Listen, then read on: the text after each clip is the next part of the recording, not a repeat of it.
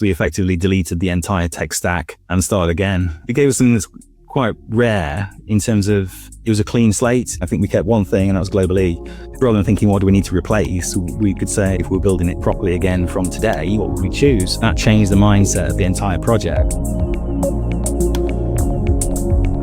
You're listening to Inside Commerce, a weekly e-com strategy, technology and CX focused podcast hosted by experienced digital consultants and replatform specialists James Gedd and Paul Rogers. Get insights into e-com strategy of leading brands, hear from industry thought leaders and leading tech vendors with practical advice to help you improve your online CX. Our topic this week is looking into John Smedley's migration from Adobe Magento to Centra. What drove that, the experience, and all the fun that comes with replatforming projects, which a lot of you will have been involved in and know that there's always stress points during that. And our guest today is Jamie Austen, who's the Head of Ecommerce Operations at John Smedley. Hey, Jamie, how are you? Hi, guys. How are you doing? All good, all good. We're all sat here on a boiling hot day, so we're hoping that none of us pass out before we've finished recording the episode. But Jamie, for those who haven't come across you before, do you want to give us give them a quick flavour for who you are, what you do? Also, give those who don't know the brand so well a little snapshot into what the brand is. Okay, so yeah, John Smedley is, I guess you would call it a heritage brand. We've been around since 1784, manufactured in the UK, mainly knitwear. And we'll be on the same site for, since we started, so over 240 years manufacturing in the same place. And I guess it's quite a unique business because it's almost vertically integrated. The raw material comes in one end and the garments come out the other end. And so it's quite unique. And yeah, I'm Jamie. I'm Head of Ecommerce Operations. Been worked with the brand for 25 years in various different capacities. Fantastic. Thank you very much. See that? Yeah, it's one hell of an incredible heritage, that, isn't it, in terms of timeline and longevity? I guess it is. It's a rare thing, isn't it, in this day and age? Yes, yeah, it is, considering how many brands spring up every year as well. So, and this is one of the reasons for doing these podcasts is talk to different businesses, different business models, different brand histories, and what they're doing from a tech and evolution point of view. So let's start with you were on Magento for many years, and there are a lot of brands, either heritage or established e-com businesses that evolved on Magento. Magento's been the mainstay and underpinning of many e-com brands' growth. But then there's been a lot of change in the market over the last 3 to 5 years. So what were the business drivers for changing now? And what made you decide that the Adobe stack wasn't the right future direction?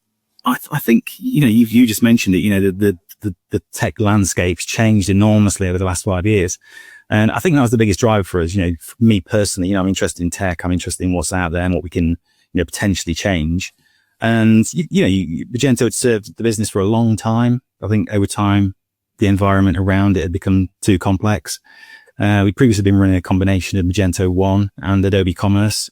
We eventually gradually consolidated those into one that was primarily for our outlet store. That was on Magento 1, and then the main site was on Adobe Commerce. And that created a lot of operational complexity, I would say. And there's a wider question around upgrade risk, technical debt, and how much effort was being spent maintaining the platform rather than improving the customer experience. I suppose the key business driver for us was that we wanted to invest more of our energy into the customer and the brand experience, trading performance, not in just platform maintenance. And I suppose in some respects, it would have been a much easier project to either stay on Adobe Commerce and simply redesign the front end, or move to a more standard Shopify template. But we felt that it wouldn't have really fully addressed where we wanted to be as a brand, as a proposition. And we needed a stack that gave us more flexibility, allowed us to move faster, and supported a more modern customer experience. And that meant thinking carefully about the front end, the checkout experience, payment options, and the ability to keep improving that experience over time. And the decision to go headless was important because I think it gave us more freedom in how we express the brand digitally, allowing us to make better decisions around the commerce layer, payments, customer experience. Integrations such as Voyado were part of that wider ambition to make the experience more seamless and commercially effective. So the decision wasn't really about moving away from Adobe for the sake of it. It was more about recognizing the future direction of the business required a different level of agility and customer focus. And I suppose as a heritage brand, we didn't want to be held back by a heritage tech stack. Great. So firstly, before I ask the next question, I would say that I love John Smedley as well. So yeah, my dad used to have a few pieces when I was younger, and I ended up inheriting a couple of jumpers, and yeah, I've always really liked the brand. So my first question, so James and I work on lots of projects, and we see a mix of like really lean teams working on replatforming projects and, you know, massive teams. And it, from reading the notes, it looks like your team is a bit more on the lean side. Can you just talk us through kind of how you found managing a project with this much change, and like, yeah, how you managed it internally? Yeah, you know, we were a team of sort of 7 or 8. You know, it was actually less than that through some periods of the project as well. And yeah, the honest answer is it's a massive project, as I know you guys are fully aware. And honestly, we probably underestimated the internal time it would require at the beginning. We're a little bit naive, and we kind of jumped into it thinking, oh, this will be great. And then when things start to get real, yeah, it becomes very obvious how much time and, you know, team resource is actually required. And replatform is not something you can simply hand over to an agency and check in on occasionally, even with really good external partners, which we had. There's a huge amount that has to sit with the internal team: business priorities, trading requirements, customer experience, decisions, content, integrations, acceptance criteria, and the constant judgment calls around what really matters. So I think the first thing for us was, it was a case of ruthless prioritization. We had to be very clear on what was critical for launch, what genuinely affected the customer experience, and what could wait. I think small teams just win by being clear on what not to do. And I suppose that meant we had to become good at saying no, or at least not for launch. There's always nice to haves in a project like this, and they're often perfectly sensible ideas. But during build and stabilization, we had to protect the team from trying to solve everything at once. So we ring-fenced a lot of time internally for the project. We had to be realistic about the fact that business as usual did not stop. The site still had to trade, campaigns still had to go live, products still had to be launched, and customers still needed supporting. So I suppose expectation management was a big part of it, both internally and, you know, with stakeholders. And our agency partners played a huge role with this. They did a really good job of keeping the delivery moving and keeping us on track. But we were very conscious that scope, priority, and acceptance criteria had to remain with us in-house. In practice, we kind of treated launch as the delivery of just the foundations, the functionality, the basic critical pieces that needed to work, not necessarily the end state. I think that mindset helped a lot. It meant we could focus on getting the core experience right, launching with confidence, and then iterating after go live, rather than trying to perfect everything, you know, for that go live date, which invariably never works. So resourcing, it was not about suddenly creating a large transformation team. It's about protecting time and being disciplined internally with scope, and trusting our partners, and accepting that small team has to make very deliberate choices in where that energy goes. Ready to grow your business online? With WorldPay e-commerce, you can deliver fast, secure payments your customers love, backed by global reach and real people-powered support. Scale with confidence and enhance your customers' experience with WorldPay e-commerce. And I've worked with a few heritage brands in the past, and often you find there's a lot of technical debt in businesses because of legacy systems that have been there for a long time, and the integrations that therefore required between e-com and all the other operational layers. And that creates a lot of, I'm not going to say resistance, but creates a lot of change friction in like change processes because of the nervousness of what are we unpicking here if we change what knock-on impact we have operationally, which can often stop projects like this going ahead. So I'd love to know, how did you approach building the business case and buy into modernized tech? Because it's not just changing the e-com, it has a wider implication. Yeah, absolutely. I think, you know, the biggest mistake heritage brands can make is thinking digital transformation means becoming something different as a brand. That for us, the real opportunity was about becoming more recognizably John Smedley. So business case started with some, I suppose, cold hard facts. Our digital experience was dated, didn't accurately represent the brand or the proposition or the price point. And for a heritage brand like John Smedley, the challenge is never a lack of story. There's always lots to talk about. It's making sure that story is communicated clearly, consistently, and in a relevant way. So the case for modernising the e-com proposition and front end wasn't framed as a purely technical project or even just a design project. It's fundamentally about brand clarity, commercial credibility, and the associated cost of not doing anything and just standing still. And we're very conscious that heritage brands can sometimes become pigeonholed. And as a brand, we're laser focused on balancing heritage with a progressive approach, protecting what makes us distinctive, while still making sure the customer experience feels contemporary, premium, and commercially effective. And the buy-in, I think, came gradually. Well, I remember it being a long process, but I think rather than positioning it as something radical, we built the case around constant improvement and iteration, better storytelling, stronger expression for brand, a more elevated commercial journey, and a platform that could support future growth. Great. And you mentioned agency partners earlier, and you worked with Ed and LimeSharp, who is a friend of both mine and James's, and he's been on the podcast quite a few times. And we've both had good experiences with them in the past. Could you talk through kind of how you approached, I guess, the project with them? So like, how did you scope initially, or kind of scope everything out initially? And then how did you phase the build? And again, I guess with it being maybe a business that probably isn't as kind of mature digitally as some of the other, like with it being a more heritage brand. Did that come into play at all? So we first met Ed through the Centra guys. And at that stage, we were kind of interested in what Centra were doing. And we're exploring, what a modern platform could potentially do for us. And we were aware of LimeSharp's work with brands like Joe Malone and Nobody's Child. And that was important for us. We needed a partner who understood premium heritage brands, not just from a technical perspective, but from a brand and consumer experience perspective. And I think what stood out with Ed and the team at LimeSharp was that they were very clearly passionate and invested in the brands that they worked with. And that really shone through for us. It felt like a natural fit because they understood this is not simply just a technical project, not just a platform migration or a front-end redesign. It's about creating a digital experience that better reflected the quality, history of the brand and future direction. And we actually began working with LimeSharp whilst we were still on Magento, which was helpful because it meant the relationship kind of developed before he got into the full replatforming discussion. And so they had time to understand the business, the existing setup, pain points, opportunities, etc. And I think that made the scoping process easier, I think from an understanding perspective.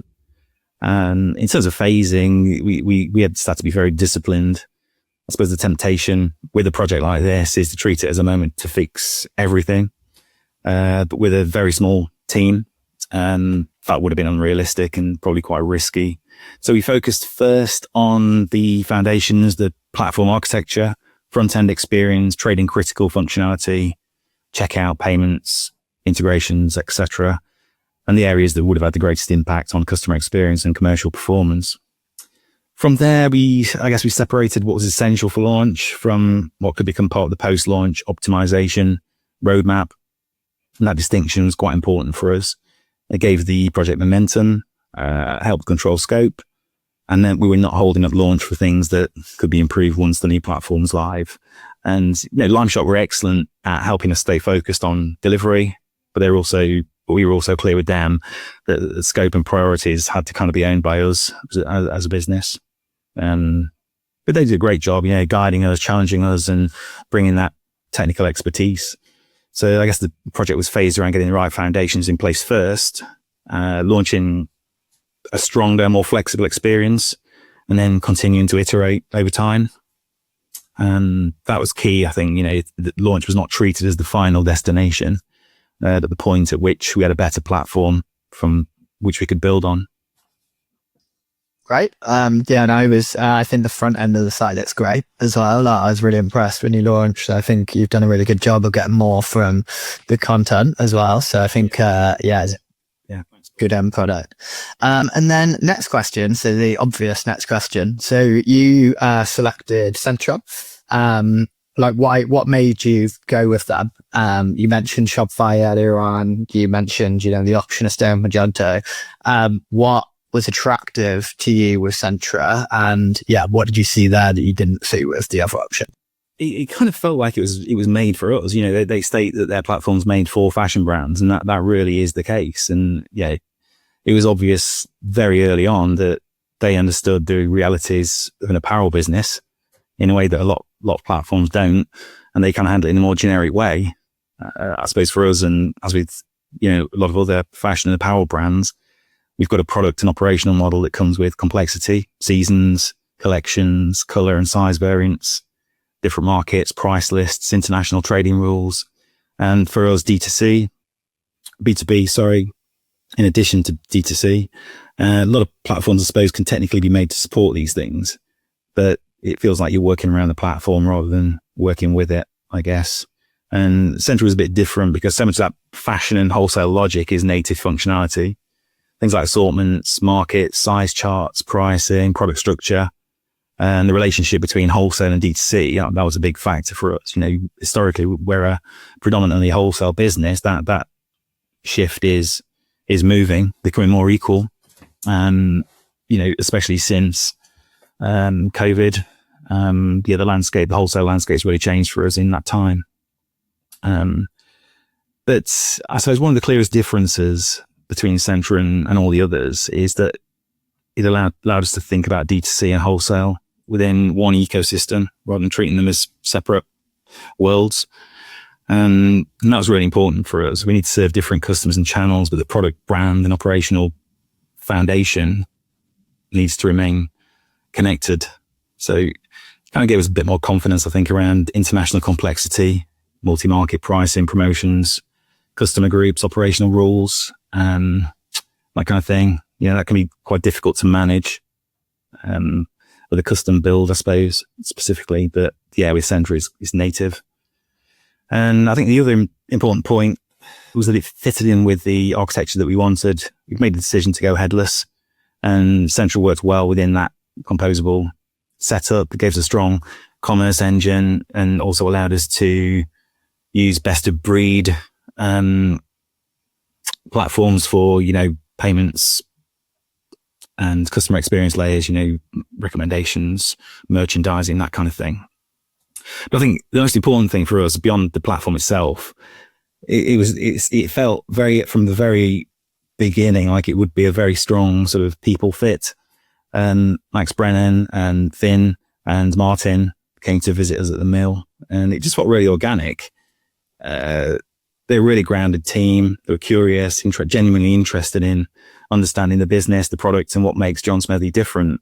And I know a lot of people say this about Centra, but it's really as much about the people as the technology. And we felt really very quickly that they were a team we could work openly with, challenge things with, and build a proper relationship. And there was a sense that we weren't just buying into a platform, but we were working with people who cared about making it successful. And honestly, there's something important in knowing that you can just go for a beer with somebody. And it kind of felt like that with the Centra guys. And, on a project like this, you're ultimately going to get difficult moments, pressure points, a lot of decisions to make together. And, you need trust, openness, a bit of human chemistry, I suppose. After a few demos, it's probably the first time we weren't thinking, but can it handle seasonality? Can it do assortments, price lists, the general chaos of fashion? It was more like, it already speaks our language.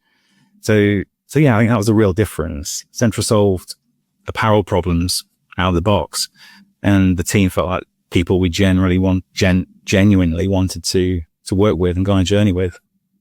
Interesting you made that point about culture and the vendor culture being important, because having known the guys at Centra for a while and having worked previously mainly with platforms like BigCommerce and Shopify and seeing how they've changed, it's very hard to maintain that cultural focus as you get huge and expand globally. Yeah.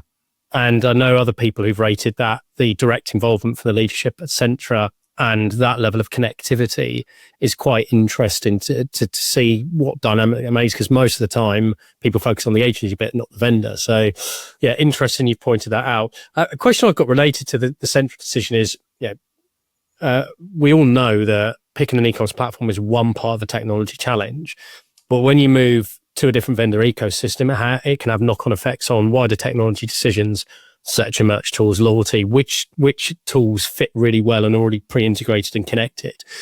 What impact did picking Centra have on the wider e-com tech stack, and what decisions did you then have to make, and how did you make them? So yeah, you're right. It naturally forces you to reevaluate the wider components. And I think for us, it went a little bit further than that, because we effectively deleted the entire tech stack, and started again. And, it gave us something that's quite rare in terms of, it was a clean slate. We could literally start again. I think we kept one thing, and that was Global E. But the rest of it, went, and we replaced the entire thing. And I suppose rather than thinking, what do we need to replace? We could say, if we're building it properly again from today, what would we choose? And I think that changed the mindset of the entire project. One of the main changes we made was moving from Clevo to Voyado Elevate for search, merch, and recommendations. We had a great time with Clevo. They were really good with us. But they've done their search spring merger and become Athos Commerce, and they didn't have a Centra integration ready at the time. So that kind of created a natural point for us to reassess what the right setup should be. And we're looking at Voyado Elevate, and that gave us a strong route, proven Centra connectivity. It gave us a strong route for search and merchandising. But it also opened up a wider conversation, I think, about Voyado's proposition as maybe a bigger thing. And that led us to explore Engage, which is their CRM platform. So as part of that wider transformation, we made the decision to move from Klaviyo to Voyado Engage for marketing automation. And I think the impact of that was significant, because the project then, I think at that point, it became much more than a commercial migration. It became an opportunity to rebuild the entire stack around what we wanted how we wanted the customer experience to work, rather than carrying over legacy, decisions from the old setup. And, search and merch are such important parts of how customers discover product, especially in apparel, where size, color, fit, category, seasonality, and all that stuff all matter. Moving to Elevate gave us a way to think more deliberately about product discovery, recommendations, and commercial merchandising within the new platform. And on the marketing side, moving to Engage gave us the opportunity to look again at customer data segmentation, automation, and communication generally in a more joined up way. Rather than treating e-commerce, search, merchandising, and email as separate tools, the aim was to build a stack where those elements could work more coherently together. Obviously, changing almost everything at once adds a bit of complexity. It creates more decisions, more testing, more integrations, and more internal change management. But the benefit is that you're not just replicating the old world on a new platform. You're using the moment to make better decisions for the future. So I think the biggest impact was it gave us a cleaner, more connected foundation. Centra as the engine, Voyado Elevate supporting search and merchandising, and Voyado Engage supporting customer communication, marketing automation. It felt less like swapping, one set of tools for another, and more like rebuilding the operating model around the customer experience we actually wanted to create. And obviously, you've gone into a headless stack. You've got a headless CMS because it's not a theme builder. I always find these decisions around CMS and which tool and how we use it quite interesting, because a lot of people are used to themes, especially came from Magento backgrounds. And the beauty of a theme is, do you know what? It works as it does. There's a simple set of decision rules, but you have the downsides, the constraints of exactly how that theme builder works and the theme publishing limitations. So I'd love to know, can you talk to, you selected, I never know whether it's Dato or Dato. I think it's Dato. Dato, right. So you got Dato as the head of CMS. I guess two bits to the question is, what capabilities made Dato right for you? And did you use that as an opportunity to kind of improve content management processes, or was it more about having just more agile tooling? I think it's probably a bit of both, really. It's a really important part of the project for us because it was a new capability. John Smedley hadn't used the CMS previously. We were on Magento. We were using Magento Page Builder. So that content's very much tied in to the platform. And he worked to a point, but he meant that, content creation, storytelling and flexibility became limited by the structure of that system. So I think once we'd made the decision to move to a headless architecture, we had to think differently. We weren't thinking, how do we build pages? It was about what content model do we need for the brand, the product, the customer journey, and the team who will ultimately manage it. And I guess for us as a heritage brand with a lot of story, content is not just there to support products. It's how we communicate the brand, the craft, the history, the collections, the mill, the people, and the value behind what we make. So we needed a CMS that would give us a lot more flexibility in how we told these stories, without making the day-to-day management of the site overly complicated. And cost was ultimately a factor, not because we wanted the cheapest option possible, but because we needed to be commercially sensible, I guess. With a relatively small ecom team, we couldn't justify a CMS that was either too expensive to run or too complicated or heavy to manage operationally. Value had to be clear, I think. And Dato felt like the right fit because it gave us the structure we needed. But it felt manageable from a content and cost perspective. We didn't want something that would become just another heavy system to maintain. We needed something the team could use confidently and that made sense commercially. And the capabilities, I guess, that mattered most to us were flexibility around content modeling, reusable components, the freedom to build richer landing pages, editorial content, campaign pages, collection storytelling, just generally brand-led experiences without everything needing to be hard-coded or overly dependent on development resource.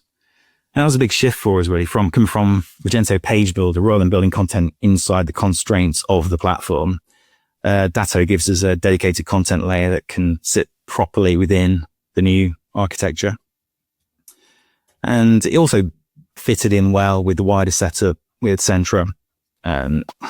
And I guess each system can do what it's best at, rather than expecting the ecom platform to manage everything.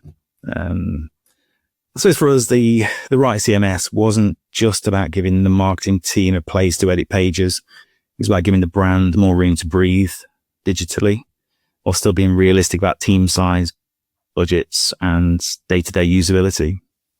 So I suppose the selection is really about finding a CMS that could support the richer storytelling element, better content control, and a more flexible customer experience without creating another expensive or complex system for the team to manage. But yeah, in terms of content management, it's definitely changed the way we think about assets and storage of assets and the data behind that, for sure. Great. And you've obviously changed lots of things. So you just talked about Dato. I always thought it was Dato. Centra, Voyado. That's obviously a lot of change for the internal team, moving over from Magento and presumably lots of custom modules and different third parties. What's the impact been for your team? But how have they found either, these kind of changes? Have they benefited from it? Has it made them more efficient? How have they found the transition?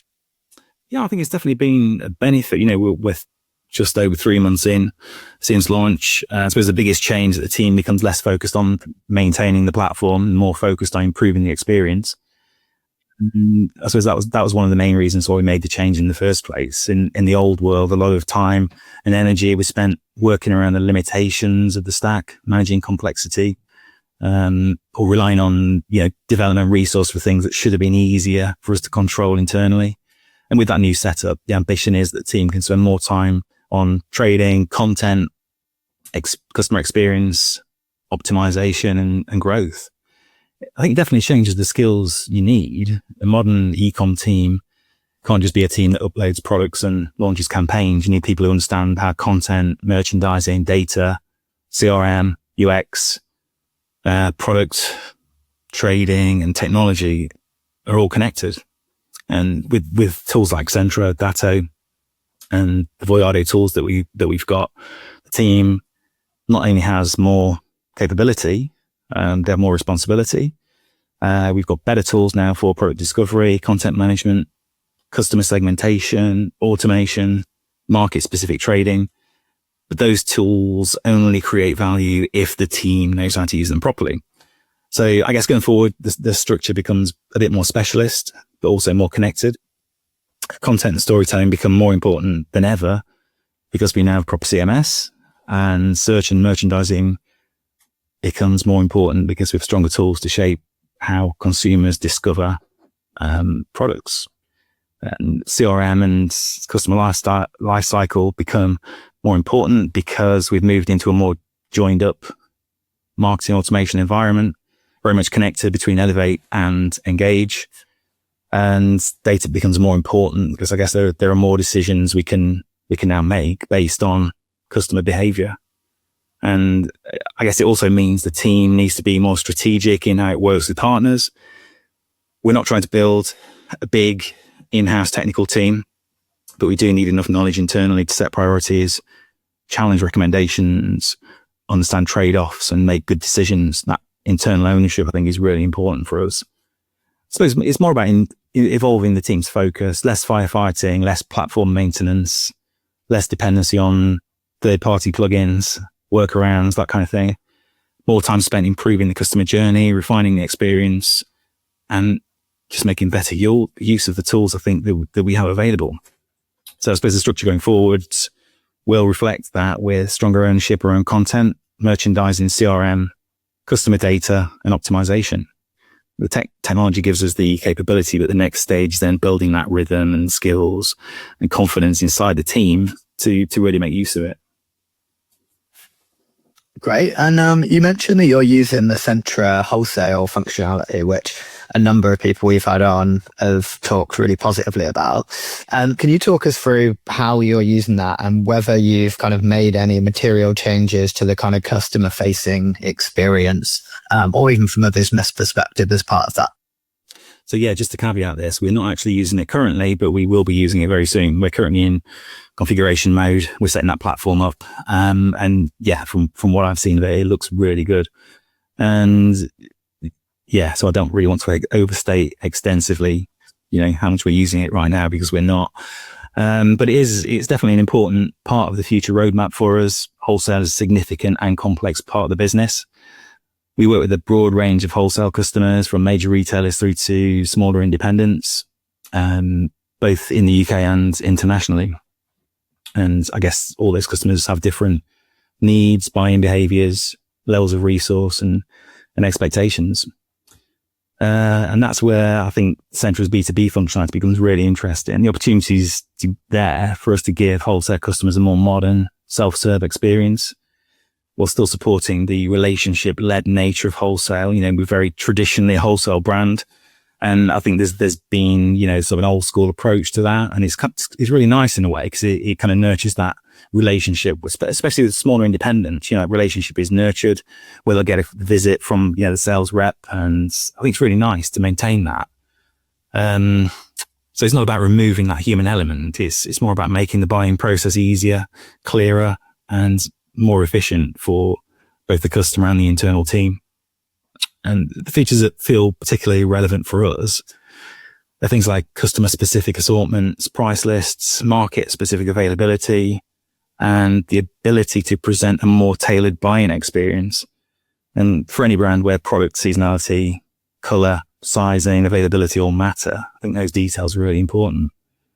And the customer facing opportunity is that wholesale partners should be able to browse, understand the range, see the right products and prices for them, and place orders in a way that feels close to, I guess, a modern e-com experience rather than the traditional wholesale process. But I think for us, the challenge will be adoption. Internally, I think we need to make sure sales teams are confident using it, see the value in it, and understand how it supports the customer relationship rather than replacing it. And I think once that internal adoption is working, the next step is to roll it out externally to customers. But that will probably need to be considered carefully, because our wholesale base is really varied. A major department store and a small independent stockist will not necessarily use that platform in the same way. So the way we introduce it, train customers and support adoption will need to reflect that. So as it stands today, we're in configuration mode.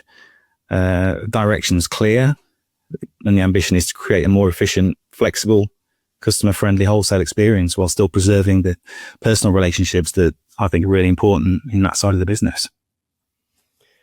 Yeah, I like that point about the criticality of the sales team embrace it. I did a podcast recently with Jason Greenwood on B2B, and one of his quotes was absolutely spot on, which is basically the sales team are either your best advocates or your worst enemies.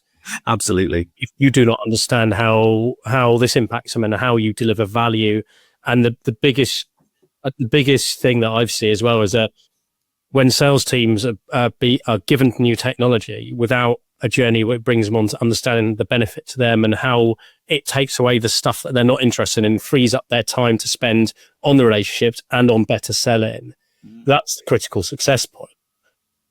So we used to produce these really beautiful seasonal presenters, printed, books for the collection. And there's a heavy reliance on these from the wholesale community. So this is going to be a really interesting thing for us because we're actually moving away from this printed material, and we're introducing the B2B showroom instead. So yeah, that's going to be a really interesting one for us.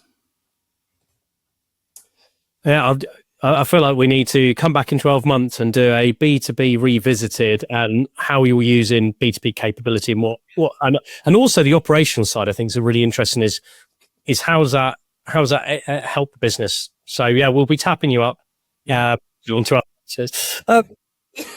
oh, sorry, I got emotional over thinking about B2B. I've got a final question. I think Paul's got one more after that. It's the kind of lessons learned one I love to ask everyone. Paul and I do loads of these projects. Therefore, we're constantly asking ourselves what lessons have we learned as well. And in every replatforming project, you make a mistake and you go, Christ, need to do that better. You learn new things. You go, I didn't realize that, but I can use that. And you do things really well that reinforce that's how we should do it because it's challenging. So the two bits of this question are, what issues did you experience and what impact have you seen from the migration?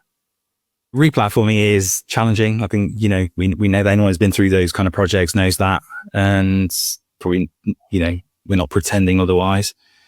We were very eager to get this project off the ground. It was really exciting at the beginning. But I think, with hindsight, we were probably a little bit naive about the true scale of it. And perhaps that's the best way. I don't know, just go into it with, wide-eyed enthusiasm. But I suppose when you look at a replatform project from the outside, it's tempting to think of it as replacing one system with another. But in reality, once you start unpicking all the old setup and you realize how many processes, workarounds and, integrations and habits and things are connected to the old system. And one of the bigger areas for us was our outlet, which I mentioned earlier. Historically, that had become quite disjointed from the main e-com experience. So it lived on a separate URL. It was on a separate platform originally, almost like a separate brand. So as part of the replatform, we had to rethink that and move towards a cleaner archive approach, which is what we now refer to it as. So it sounds simple in principle, but when you get into the reality of product data, stock, locations, warehouse, pricing, site structure, that kind of thing, it becomes a bit more nuanced. And I think data migration is another big one. Moving platforms as a habit of surfacing every legacy inconsistency you've built up over many years, product data, naming conventions, workarounds, that kind of thing. I suppose things that have been manageable previously on the old system suddenly become very visible when you try to build a really nice, clean, new architecture. And in terms of what changed, I suppose the biggest impact for us has been the feeling that we're now operating from a much stronger foundation. We're seeing good commercial results. It's early days. I suppose with a transformation project like this, some of the most important benefits are not always immediate headline numbers. They're in the way the team works, the speed at which we can improve, and the confidence we now have in the new system. From a qualitative perspective, the difference being significant. The site feels more stable. The customer experience is much cleaner. And the team, I think, has a much clearer ownership over areas they need to manage day to day. We're not fighting the platform in the same way that we were. And I think even in the old world, the relatively small improvements could become much more complicated than they needed to be. And now we've got a stack that allows us to make changes more confidently, whether it's improving content, just in merchandising, refining the customer journey, or responding to trading opportunities. And I think from a customer experience point of view, the site's faster, it's cleaner, it's more aligned with the brand. It supports the product and the price point, I think, in a much better way than the old site did. And we've got way better tools for storytelling, content management, product discovery, search, merch recommendations. And I think that makes the experience more considered and premium rather than purely transactional. So I think for me, the real value of the migration's been, it's moved us away from a world of workarounds and firefighting and maintenance into a much better position for continuous improvement. Great. And final question. And we often ask this to people when we kind of talk through replatforming projects and change projects. So you have talked a little bit around kind of some of the things you want to do over the next kind of 12 months or so on the wholesale side. But what are the business priorities for the kind of commerce channels now that you're live on the new tech stack and have kind of got through that launch phase? Yeah, I think for us, loyalty, we're looking at how we can improve our loyalty proposition. We're looking at how we can incorporate that into stores. We have 2 stores in central London. We're looking at, what can we do in store to connect that data even further and, drive that retention, drive that new customer interest. It's constantly evolving. I think the next step for us, we're looking at digital gift cards. We're looking at, and loyalty, tying all that in together. That's the next big one for us, I think.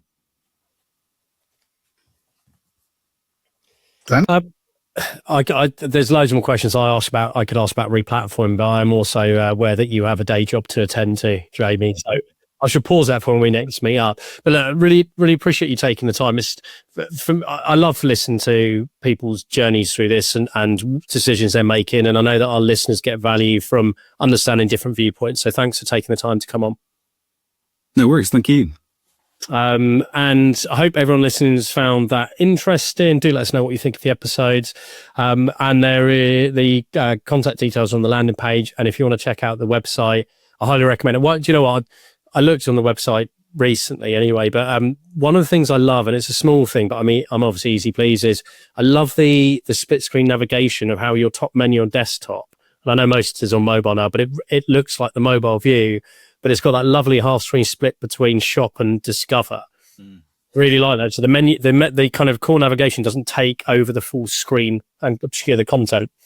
Do you know what? That felt like a really radical thing for us initially. And we had with LimeSharp, we had a choice of 3 routes. And immediately that was the one that kind of stood out for me. But we put it to the team internally, and I thought, no one's going to want this. No one's going to go with it. But everyone seemed to love it. And so, I'm really pleased that was the route we went with. And it's like kind of mobile on desktop feel. Genuinely mobile first. Yeah, nice. So, but do check out the website, everybody. It's a really nice site visually to browse. So, and please do keep your ears peeled for the next episode. We drop a new episode every week. Right, take care, everyone. You're listening to the Inside Commerce podcast hosted by experienced consultants James Gerd and Paul Rogers. Inside Commerce is your fast track to digital knowledge, featuring interviews with leading e-commerce retailers, industry thought leaders, and the C-suite of key tech companies to explore the latest in digital strategy, customer experience, and tech. Discover what the latest trends really mean and get practical advice based on experience to help fine-tune your e-com strategy and tech stack. Follow us on LinkedIn and reach out to James or Paul if you'd like to discuss an e-commerce project. We hope you enjoy the latest episode.